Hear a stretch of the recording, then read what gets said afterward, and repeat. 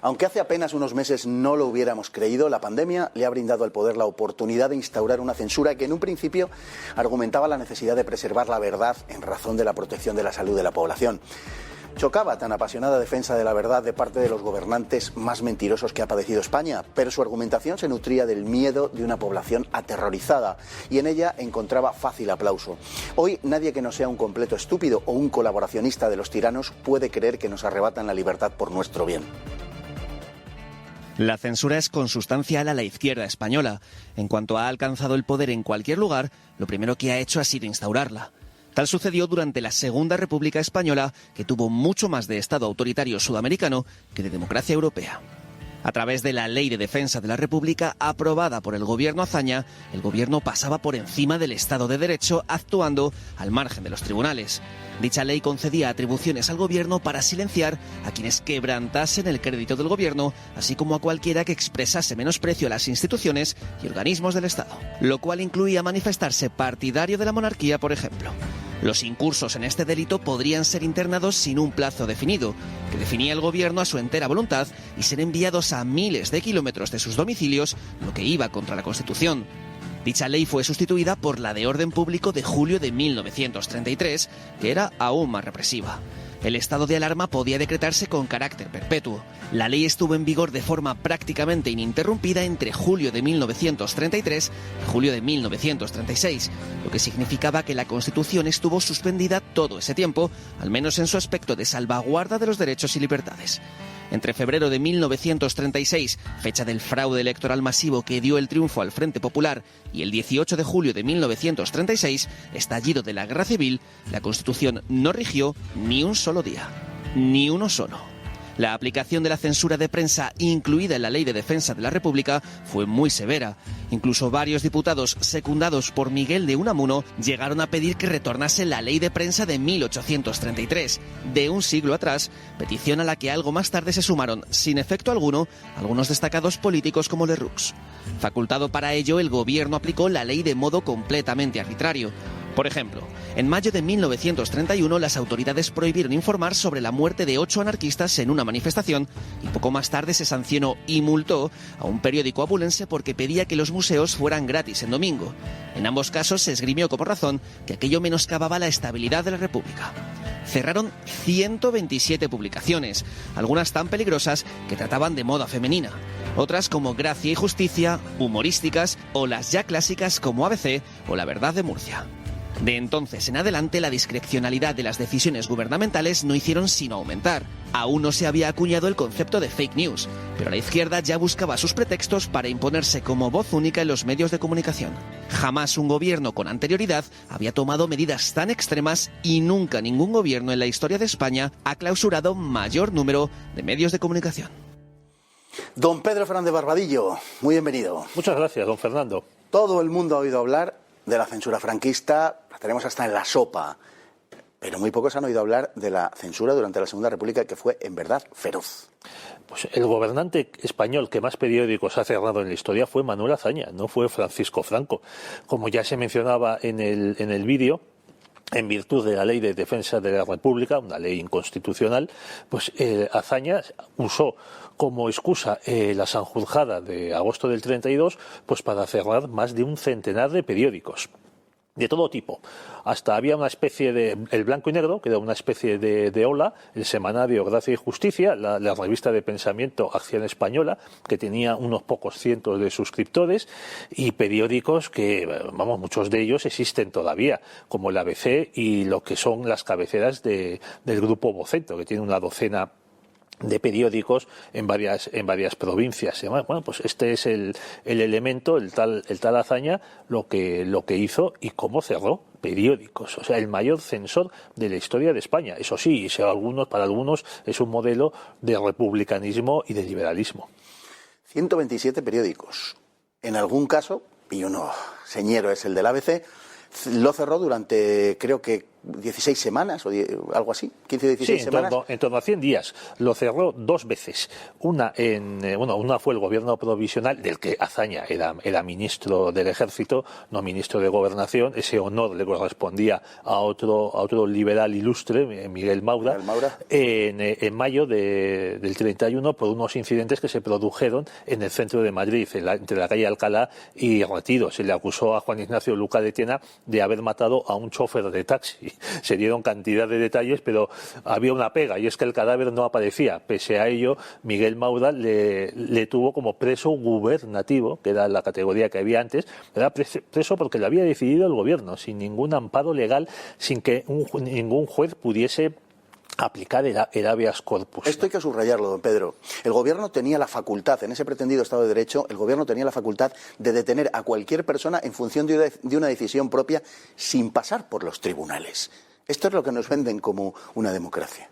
Así es. Es cierto que era una figura, la del preso gubernativo, que venía de antes, pero claro, los mismos republicanotes de los años 30 eran los que clamaban contra Primo de Rivera cuando a Unamuno pues lo desterró a Canarias, que entonces no era un lugar de vacaciones ni mucho menos. Pero cuando a ello, ya sabes, el chiste, si quieres saber cómo es Pepito, dale un carguito. Eso es lo que se le dio a Manuel Azaña, a Miguel Maura, a Niceto Alcalá Zamora, a los ministros socialistas que había en ese gobierno, 2 de ellos Prieto y Hidalgo Caballero. Y oiga, don Fernando, cómo usaron de la censura, de la deportación, del extrañamiento y de los presos gubernativos. Te podían meter en la cárcel, como ha dicho, simplemente pues porque al gobernador civil o al ministro de Gobernación pues le parecía que eras un peligro público. Oye, ahí podías permanecer durante días o semanas o hasta meses sin que se supiese de qué se te acusaba ni pudieses pues plantear tu defensa. Claro, luego te dicen el hombre de la máscara de hierro de las novelas de Alejandro Dumas.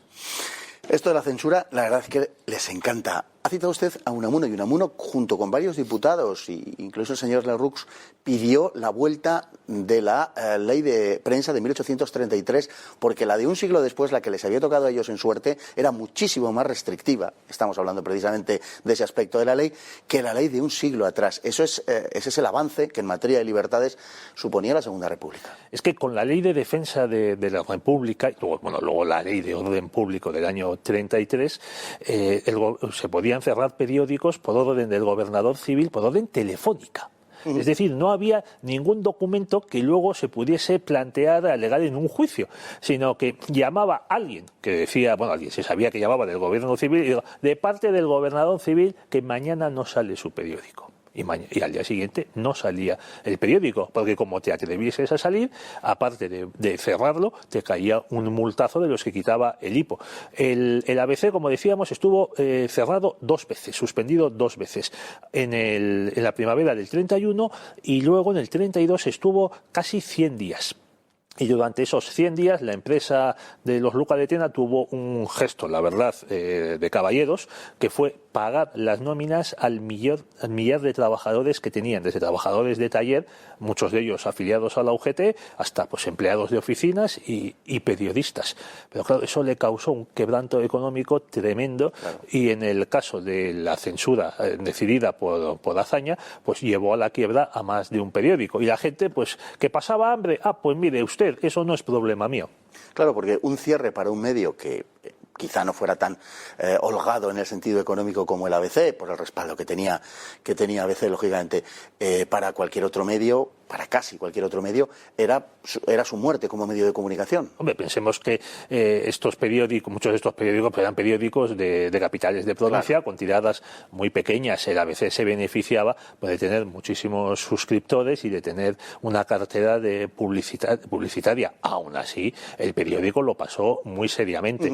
Juan Ignacio Luca de Tena cuenta en sus memorias, en Mis amigos muertos, del año 74-75, que ya en el 36, con el Frente Popular en el gobierno, alguien se publicó en su periódico un artículo que no le gustó a Indalecio Prieto, que lo consideró ofensivo, y entonces denuncia contra el director del periódico.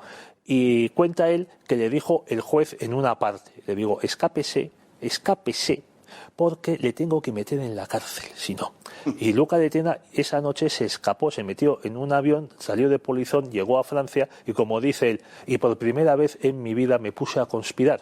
Volvemos a lo que hemos tratado otras veces. El alzamiento nacional se produce porque a muchísima gente, a media España, la izquierda no le deja otra salida.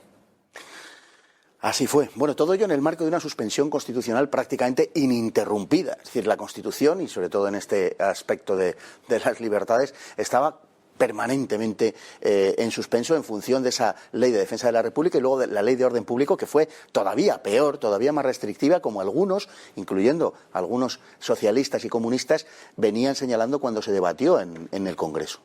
Y no solo era la suspensión de las garantías constitucionales, es que también las Cortes estaban constantemente cerradas, pasaban más tiempo cerradas que abiertas. Por ejemplo, Niceto Alcalá Zamora, en el año finales del 35 y principios del 36, pues mantuvo las Cortes cerradas porque nombró por sus santas narices presidente de gobierno a su amiguito Portela Valladares, que no era diputado y que no iba a obtener la confianza de las Cortes, que entonces tenían mayoría de la CEDA y del Partido Republicano. Entonces, ¿qué haces para no perder la moción de confianza? Pues no abres las Cortes. La verdad es que eso recuerda mucho lo que tenemos hoy, ¿verdad? Con un estado de alarma de, no sé si son de 60 o de 90 días, qué sé yo, o de 6 meses. Es algo espantoso lo que estamos viendo, y a mí lo que más me preocupa es que en la actualidad la gente no reacciona. En los años 30 sí se reaccionaba, aunque fuesen pues porque lo estaban haciendo los de enfrente. Pero es que hoy en España apenas nadie protesta. Así es. Bueno, hoy tratan de ser algo más sutiles a la hora de ejercer la censura, aunque sabemos que el fin es el mismo, acallar a quienes no piensan como ellos. Y lo están haciendo de muy diversas maneras, algunas de ellas la verdad es que bastante groseras. Sí, hombre, es que hoy clausurar un periódico pues exige pues unos trámites, un expediente administrativo, claro, jueces, y que al final el asunto pues se lleve a Doña Europa, que es aquí la señorita Rottenmeier, que se supone que nos protege, o que se debata en el Parlamento Europeo. No, pues ahora lo que te hacen es pues soltar una morterada de millones vía publicidad institucional o vía programas de difusión de las medidas para luchar contra la violencia de género o las medidas de sensibilización ante la emergencia climática, y entonces a los periódicos que están caninos, que están en el esqueleto, porque no venden, de lo malos que son, pues claro, les caen varios millones de euros que, claro, les exigen, pues siempre que hay un supuesto crimen de violencia de género, decir que desde 2003 ya son más de 1 millar de mujeres las asesinadas por aunque luego al día siguiente se sepa que la pobre mujer pues se suicidó, que esto ha pasado en este mismo año, se suicidó o que fue un accidente, que estaba limpiando unos cristales y desde una ventana y se cayó, y el marido al que habían detenido y al que le habían acusado de violencia de género pues estaba en la calle.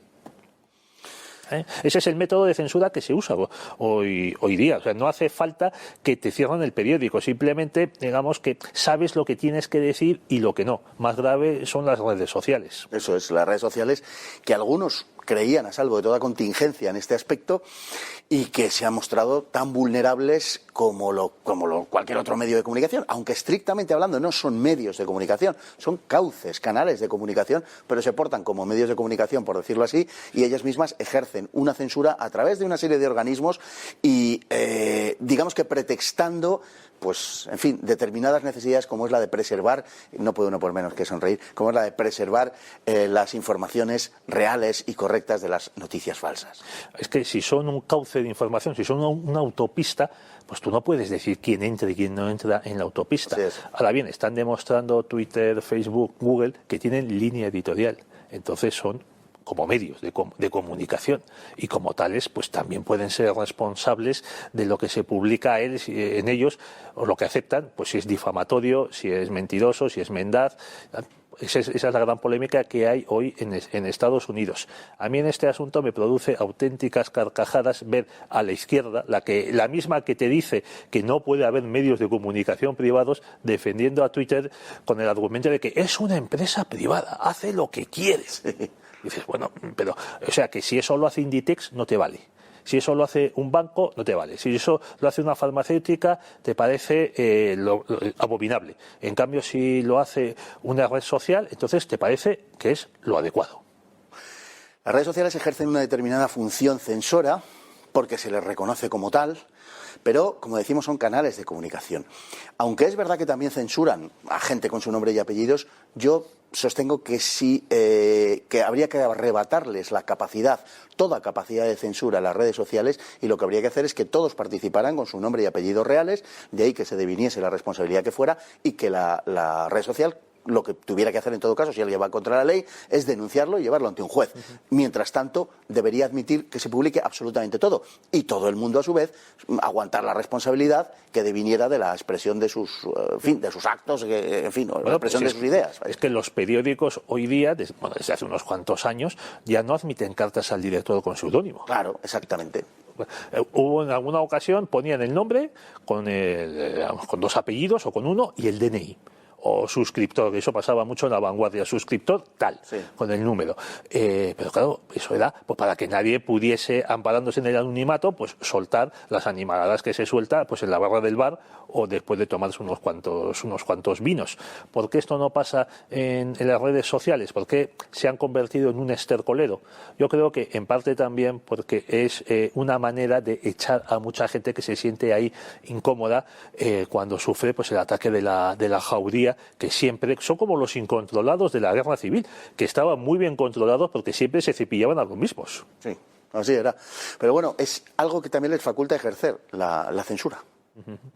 Bueno, han llegado a censurar hasta el propio presidente de Estados Unidos, tanto las redes sociales como las televisiones de allí, con la izquierda diciendo lo mismo. Son televisiones privadas, hacen lo que quieren. Pero vamos a ver, primero es el presidente de Estados Unidos, es el jefe del Estado. Aunque no te guste lo que está diciendo, tiene que poder decirlo. Y luego, oye, como periodista o tertuliano, tener a un político mintiendo en directo, oye, tiene que ser algo estupendo, porque en el momento en que se retira lo puedes destrozar. Pero vamos, ya sabemos que por los debates historiográficos que hay en la Universidad Española, que de ciertos asuntos no se habla. Se trata de eliminar lo que en Estados Unidos llaman la cultura de la cancelación, para que nadie, ningún pobre niño, pues vea profanados sus oídos o escuchando palabras y conceptos e ideas y nombres que no debe escuchar para su muy buena educación progresista y avanzada. En fin, es lamentable que, como diría un clásico, que en el siglo XXI...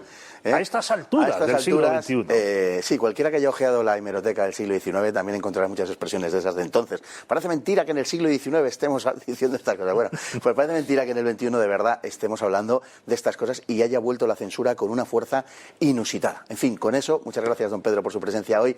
Nos despedimos esta noche. La frase del día. Una frase que dice que los amigos se suelen considerar sinceros, pero los enemigos realmente lo son. Por esta razón es un excelente consejo aprovechar todas sus censuras para conocernos un poco mejor a nosotros mismos, como cuando se toma una amarga medicina. Y lo firma nada menos que don Arturo Schopenhauer. Muy buenas noches.